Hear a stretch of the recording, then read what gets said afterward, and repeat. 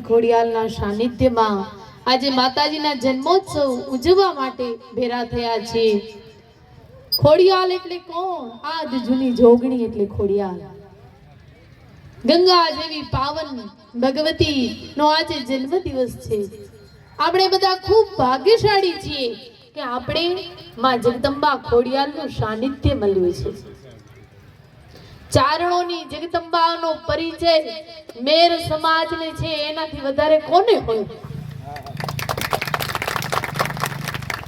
મેર સમાજ ને ચારણોની જગદંબા પ્રત્યે જે લાગણી છે, જે ભાવ છે, હું એમ કહું છું કે ઘરમાં જો સંસ્કૃતિનું દર્શન કરવું હોય તો એ તમને મેર સમાજમાં આજ પણ મળે।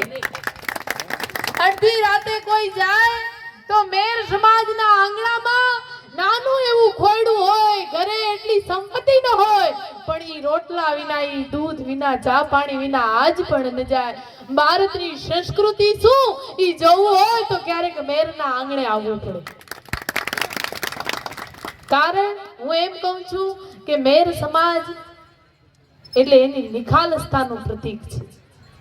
જગદંબા ને મેર સમાજ ઉપર અગણિત ભાવ, સોનબાઈ માને પણ અગણિત ભાવ।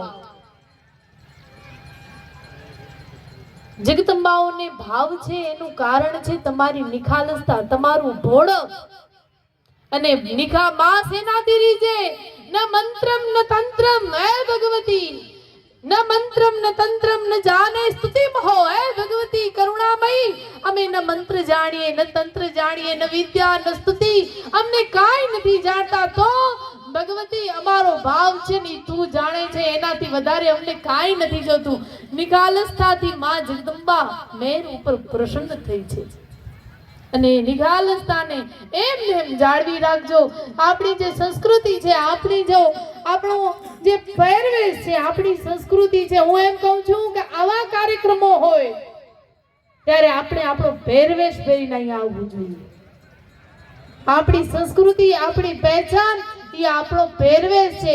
વર્લ્ડ રેકોર્ડમાં, ગિનિસ બુકમાં આપણું નામ નોંધાણું છે, એનું કારણ ક્યાં ને ક્યાં આપણો પહેરવેશ છે, એને ન ભૂલવો જોઈએ। 18 આલમ આજ જગદંબાના ચરણે આવ્યો છે।